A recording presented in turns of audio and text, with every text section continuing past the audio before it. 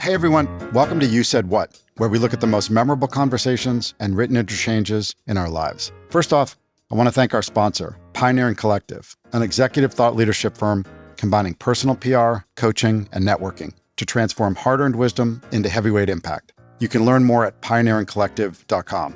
Today's guest is Kate O'Neill. Kate speaks and writes about the future of human employees in a world that is increasingly driven by things like machine learning and AI. She's written several books on the topic. Today, she tells a story from her days at Netflix, where she was one of the first 100 employees, and something vital she learned about culture, leadership, and people management there. Hope you enjoy the show. Hi, Kate. How you doing, Ernie? Thanks for coming on the show. Thanks for having me. You know, it's not every week you get to talk to somebody who was one of the early employees at Netflix, so we're going to just jump right in. With that, your communication moment, your big conversation happened there. I want to jump right in with that. You know, Netflix is on everybody's mind, of course, because of all the content they produce and everybody's binge watching it. But it's also sort of famous now for the kind of corporate culture they built and the way they differentiated themselves from lots of other corporate cultures, the way they kind of did their own thing, created their own rules, or lack of rules, I should say. And you were there kind of in the early days when all that was taking shape, I think late 90s. The story you're going to tell us happened then. So take us there. Yeah. So I joined in the late 90s. I was one of the first 100 employees at the company. And if you've ever been in an early company, you know, one of the early employees at a startup, you know that there's a lot of sort of feeling around and trying to figure out what you're going to standardize. And I had come in I was the first content manager that was hired to a team of content producers. And so there had been a few people, obviously they were all there before I was, and there were a few people that thought that they were in line for the promotion to the content manager. So when you joined Netflix, of course, nobody knew it was gonna be Netflix, right? Like, were people clawing over themselves to get in there, or was it just another startup back in the day? You know, I think it was, if you're in the Bay Area, it was a little bit in between those things. I think it was had some buzz to it. Yeah, it was still a DVD rental company. And the reason I was excited about it was because I had bought a DVD player and there was an insert already in the DVD box, the player box. So they already had enough of a presence to be able to be, putting inserts in DVD player boxes. But they were still actually doing the a la carte rental model, which many people don't realize that they actually did. They had just figured out the subscription program, which many of us, that was our entry into the program before streaming, was that, you got to have a certain amount of DVDs out per month and so on. But they did actually do the thing where it was like a $6 or $7 or whatever rental of a DVD. They'd mail it to you. You had to have it back to them. And then you could rent the next one, $6 or $7.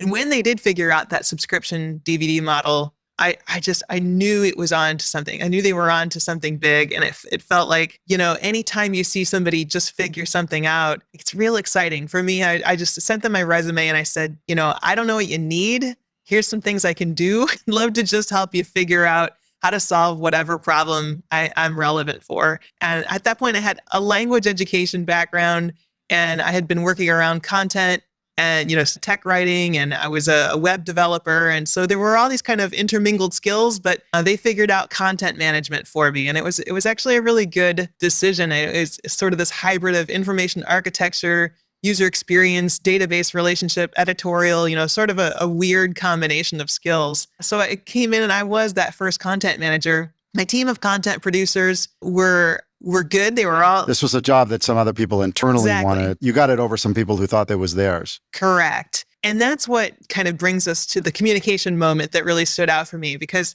I had come in and this team, they were pretty well bonded already. My first few days, my first few weeks, I remember that a few people called out sick on the same day. And that happened a couple different times. The same people called in sick on the same days. Well, this looks like it's sounds very eerie. Yeah, some sort of conspiracy or some sort of uprising about to happen. Did these happen to be the people that envisioned themselves in your job? Or it included those people. Yeah. Right. So what I was confused and conflicted and trying to figure out, how do I manage this? How do I get clear with the team what's happening? I don't want to call anyone's sickness into question, but, I want to get to the bottom of what's going on. And this had gone on a few times over the first couple of weeks before someone pulled me aside and just I remember it in sort of a stage whisper and check the surf report.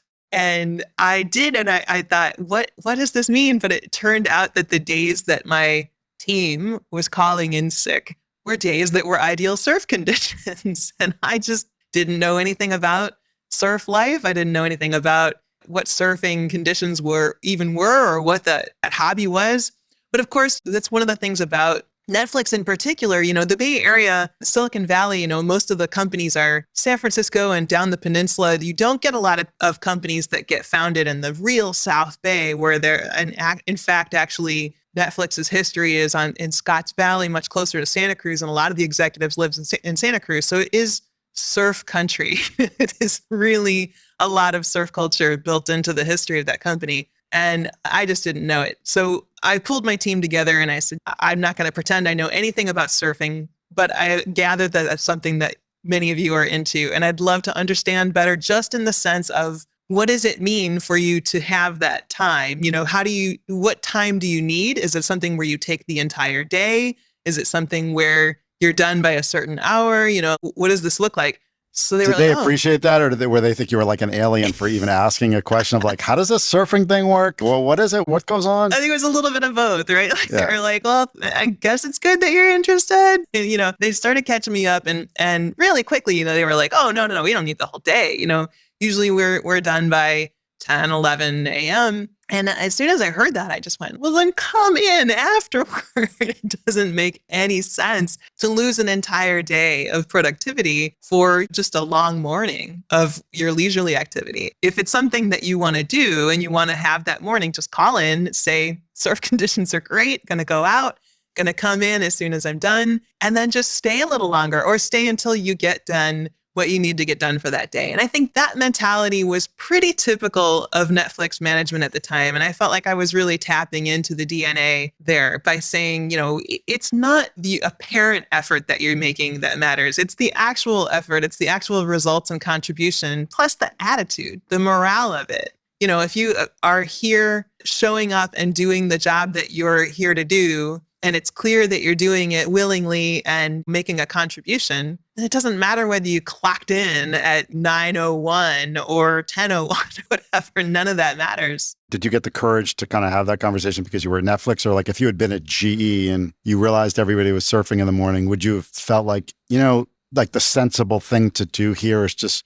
push the workday out, start later, end later? Or was there something about that time at Netflix where you look around and like everybody's kind of flexibility is like the norm and you just said, I can do this too? Or how did you decide to like have that conversation? Yeah, it's a very valid question and it's a very insightful one. I feel like I personally would have brought that sort of flexibility and reinvented idea of productivity and participation to whatever role. But I do think that Netflix made it easier to envision that and imagine that and carry that forward as part of the culture of the company. And in a GE type of environment, I think, it would have been me bucking the trend and me, having to sort of take the slings and arrows of upper management for standing up for my team.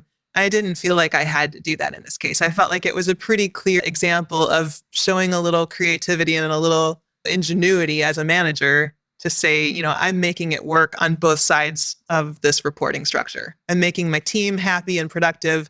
I'm making it all fit within, the culture of this company. And I felt like it was an inventive way of doing that. But yeah, it definitely feels like I could have done that in a GE. I have worked in environments like HCA, Hospital Corporation of America, much more traditional, much more sort of hierarchical, bureaucratic kind of company. I liked working there, but it did feel like, you're taking some chances if you're trying to bring anything other than a sort of traditional top-down way of managing and organizing to that. But I still think it's important that you have that thought, that you have those ideas of what does it really mean for people to participate fully, and what does it mean for their contributions to matter and for us to get the best out of the team, as opposed to, everybody just appearing to be present at a particular time. And especially now, I feel like that brings us very of the moment into today's conversations. Right. Just to finish up on Netflix, Yeah. did that all work out okay with the new surf report schedule? And you didn't have like 16 people out for half the day. You were able to set up a schedule that accommodated that, and everybody was getting their work done and everybody got along and they appreciated the flexibility. Yeah, Or were yeah. there some wrinkles to it? We still had our share of challenges that were unrelated to that, but that was something that I feel like we more or less solved, and it set a really good precedent, I think, within the company. And it actually did get sort of codified into that famous, the talent deck that you alluded to earlier on. The idea that we don't have kind of a fixed idea of working hours. We're a team that sort of figures out what's going to make the most sense for the team. And we're going to figure out how people are going to live full and meaningful lives in and around the work that they do. So I think that that was important, and it did work. But of course, no management problem is a single management problem. There are plenty of other things that came up during my time there. Were there other lessons you learned from your time there? They're also very well known for wanting high performers and not really tolerating anybody that's not a high performer. I think their feeling is the flexibility works particularly well if everybody's a high performer. If you're the best of the best, you can give tons of flexibility. So it sort of hinges on that a little bit. But are there other things from your time there that you take away that you now employ in your own life or you've used in subsequent jobs? Or Yeah, very much so. In fact, I actually wrote a short ebook about it some years ago called Lessons from Los Gatos that I talk about some of the things that really stayed with me. One of them really that impacted a lot of the work that I've done in years after and kind of shaped a lot of the way I thought about analytics and metrics and database management, database modeling thereafter, was the idea that we had a universally understood metric we were working toward, which was user growth or customer growth. And then we also had a set of metrics that every department, every group was managing to, that we understood how each group understood how that rolled up and how that impacted the single metric that we were trying to shape. And then we would meet monthly in the Los Gatos Theater, an old sort of Rococo movie house that they rented out for one day a month. And they'd actually have someone working at the front counter and doing up popcorn, and everybody got to sit in the movie house and eat popcorn and listen to the monthly reports from each department. So it's a bunch of boring numbers being reported in PowerPoint decks, but at least you got popcorn. popcorn tastes good. Yeah. Yeah. So that was a really important thing for me to witness, was this kind of overlapping idea of having a single direction in which everyone is rowing, so to speak, and that everybody understands what their contribution to that is. And then also having this kind of cultural overlay of, here's how we're going to experience this. We're a movie-related company. We're going to do this in a movie house. It's going to feel fun. And yet we're very serious about the fact that we're going to have a discipline and a rigor about once a month, we're going to review these numbers, and it's going to be very transparent. Every department is going to report on their numbers. We're not going to try to hide anything in the cracks. We need to know where we're not hitting these numbers. So it was a really holistic kind of message coming across there, and really pretty formative for me as a leader. Yeah, it sounds powerful. You get both fun of the popcorn, but obviously there's some seriousness going on underneath the fun and some real high stakes stuff with the numbers, where I imagine that the popcorn didn't taste that good if you were somebody who wasn't delivering on the numbers or on your part of the number. Yeah, exactly. I suppose so. I think the popcorn was something that kept most of the attendees, people who weren't really the executive, the leaders who were presenting, that kept them entertained and amused. The rest of us who were kind of more on the line to deliver the numbers probably were a little more involved in let's make sure that we've got our presentation ready to go and we can present these with confidence. And yeah, then you get to enjoy the popcorn. You've now moved on, of course, from Netflix. That was a long time ago. And you write a lot, talk a lot about the future of work. You've written multiple books about it, specifically about the role of humans and the role of technology. And there's a lot of people who think that these are fast converging and we're going to be at singularity, as it's known, anytime, any day now. And there'll be a machine that's capable of doing what humans do. My sense from some of the conversations that we've had is that you don't really think that. You think that they play very distinct roles, and it's important to recognize those and maximize those separately. Talk a little bit about that. Sure. Yeah. The way I think of it is that you can predict things that are happening closer into you. The sooner future, the nearer future is easier to predict. In the farther future, we don't know. Maybe there will be no roles for human actors to play in sort of job-like functions. But I do think that what we know now, what we can predict for the next, 5 to 20 years or so, is that there is an important contribution that humans have in the future of work. And I think when we think about the workplace right now, it is this hybrid of humans and machines or automation. We're increasingly adding automation to our workplaces, but what we also need to be doing is increasing human sophistication, human nuance around that automation. And what I mean by that, and I think it's kind of an important piece of my work, my model, is to think about the way that humans make a meaningful contribution to work. And meaning is actually the central construct of my work. As a former linguist, I always joke that I get semantics for free, but there's all these other ways to think about meaning and meaningful contribution. What is meaningful in terms of relevance, patterns, purpose, truth, context, significance, but also all the way out to the most big picture sort of macro questions of existential cosmic truth, like what's it all about and why are we here? Those questions, all the questions at every other level we've talked about, all boil down to what matters. And that what matters, that big what matters question is there when we think about how we actually contribute to work, like what matters in our contributions to work. When we have automation speeding up processes, are we speeding up what matters? Are humans involved in the process of understanding how we're making a meaningful connection between what's happening on the business side of an equation and what's happening on the human consumer side or the user side or the patient or guest or student or whatever side of an equation? And I think it's really important for there to be humans in the role of contextualizing and adding meaningful nuance and sophistication to the experiences that are created and increasingly made more efficient by machines. So that's the role I see continuing, is that, we'll make things more efficient with automation, but we still need humans, sort of figuring it out and making sense of it all. I have this picture, a whole bunch of machines and then like 3 humans, they're super smart, who are figuring out what matters and in the meaning of all this stuff in all those different levels you explained. But it sounds like a very heady role, but are you saying that this is a job for like the best of the brightest humans, or you're basically saying humans can do this in small ways and big ways, and that you don't have to be thinking about our purpose on the planet necessarily in order to add value? Or how do humans fit into this increasing machine role specifically? I think it's small ways and big ways. I don't think that you need a particularly philosophical person to perform this function. It's nice. So it certainly helps in some capacity for certain types of functions, executive functions and strategic functions.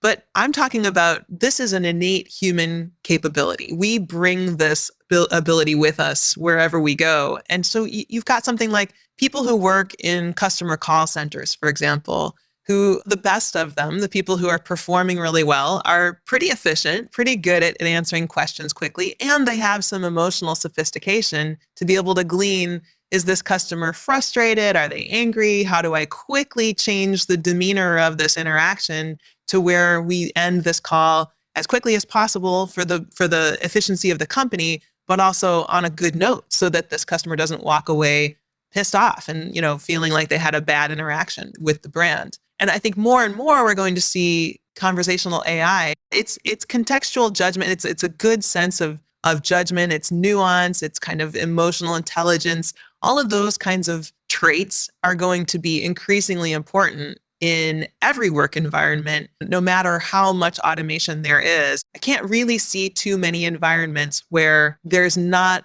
reason to have someone who is really good at contextual decision making. You can have machines and robots and automation kind of processing efficiently, like what's happening down a workflow, what's happening through an assembly line. But someone has to be able to make the call that, like I said, not a literal call, but the actual judgment call that, something doesn't feel right about this. Like this is running faster than it seems like we're able to assess quality really, or that, it's moving too fast because someone was not QAing at their station. It's something that I feel like we're seeing starting to happen within the Amazon warehouses as one really clear example. There's a lot of distribution in warehouses in the world in general, but I think there's some transparency through investigations that have begun to happen in Amazon's warehouses in particular. They're being run by algorithms. So you've got a bunch of humans who are working in almost like cyborg roles where they're expected to do these kind of repetitive tasks like unbox certain shipments that come in or box things up for packages being shipped out to customers. And they have to do it in a certain time frame. They have to do it in that time frame because that's what the data says that everybody else is doing on average. And the algorithm says it's possible to perform these tasks at, 6.4 seconds or whatever it might be. It's like straight up factory work. Exactly. It's factory work, but it's factory work that's being micro measured down to the precise millisecond. And then your performance as a human worker is being compared algorithmically with all your other human workers. And it's down to that millisecond. So it's an incredibly repetitive, incredibly grinding kind of work environment. Where I think it's going to rub up against friction is that there's not enough of a human assessment happening.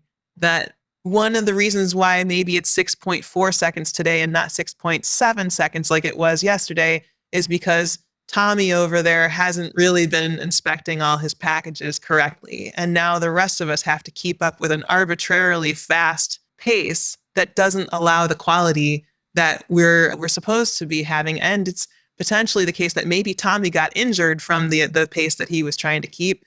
And now we're all going to be setting ourselves up for injury. So there's just a certain amount of good judgment that really would be important in preventing all kinds of risks and harms from happening down the road a little bit from where we're at right now. Do you see other examples, either functions or companies that are doing an interestingly good job of marrying humans and technology in the way that you just described? Amazon is skewing heavily, not surprisingly, towards the technology side, towards the algorithm side. But are there examples of companies that seem to be charting an interesting middle ground? Yeah, I can't cite you specific companies that are doing a particularly good job, especially not at the scale that Amazon is doing a questionable job. But I know that there is a trend of the companies that I've spoken with and consulted for and worked with. There tends to be this trend of a little more self-awareness in the way that companies are thinking about human contribution. For example, software development has been an area where it's been very difficult for people who are managing teams of software developers to understand what productivity looks like. And one of the ways, or quantifiable productivity looks like, you've got the idea for a software program and you've got the finished software program, but how do you know that you're actually on pace to meet the timeline, the deadline for the completion of that program? One of the easiest and actually most wrong ways to measure that typically has been lines of code. And that's something that's been kind of an issue for quite a while now, really 10, 15, almost 20 years. I've been hearing people talking about being measured by lines of code is really a wrong way to measure programming productivity. First of all, because the longer a program is doesn't necessarily make it better. In fact, it could be less elegant and less efficient because it's longer than a shorter program that has a more elegant and streamlined way of solving the particular problem. But that takes creativity and ingenuity, which isn't easy to clock. It isn't easy to glean that someone sitting in front of their computer who's maybe written 10 lines is being more creative and solving a problem more efficiently than a programmer who's written 200 lines. So that's been one of the challenges. And I think I'm starting to see some leaders within the technology space who are starting to have more introspective kinds of discussions about this. Like, how can we actually involve our team in saying, do they feel like they're on the right track? Are they hitting particular milestones? Are they getting to a point where they can intelligently discuss the problems that they're solving at different stages? Are they able to kind of carve out different pieces of the problem that they're looking to solve? Have they solved that problem? Are we moving on?